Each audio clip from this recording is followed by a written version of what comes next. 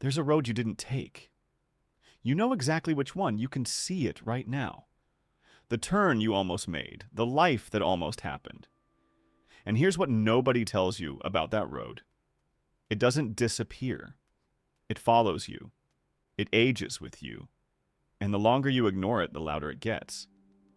But this isn't about inspiration. This isn't about follow your dreams. You've heard that 1,000 times, and it hasn't changed anything. This is about what actually happens inside your brain when you choose safety over meaning, because there's a cost, and you're already paying it. Researchers have a term for it. They call it the ideal self gap, the distance between who you are and who you know you were supposed to become. And that gap, it doesn't just sit there quietly. It metastasizes.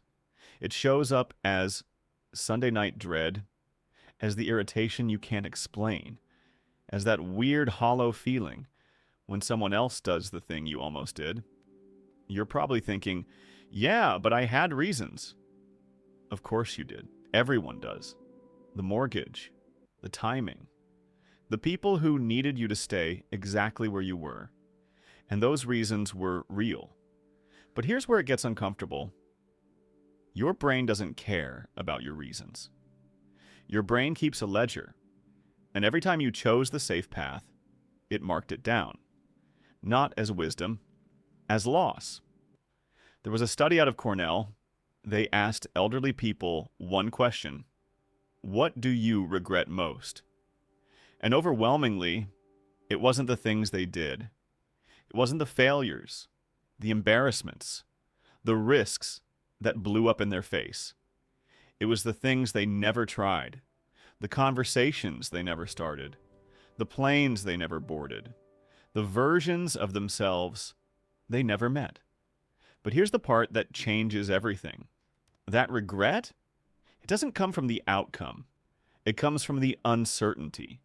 See, when you try something and it fails, your brain processes it, files it away, learns from it, done. But when you never try, your brain can't close the file. It stays open, running in the background, burning energy for years, for decades. That's why the untraveled road haunts you. Not because it was definitely better, but because you'll never know. And your mind cannot rest inside never.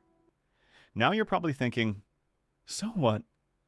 I just throw away everything and chase some fantasy. No, that's the Hollywood version.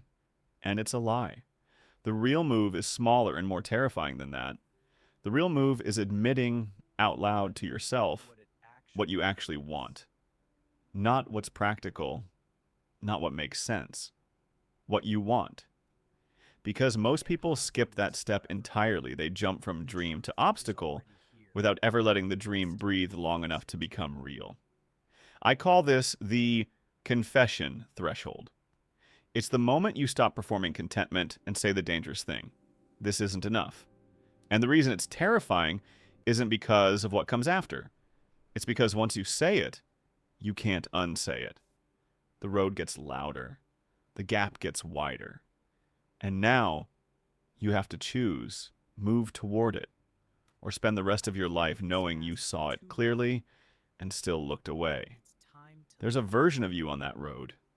They're not perfect. They're not rich. They're not living some fantasy. But they have one thing you don't. They're not wondering. They're not lying awake doing math on years they can't get back. They took the turn.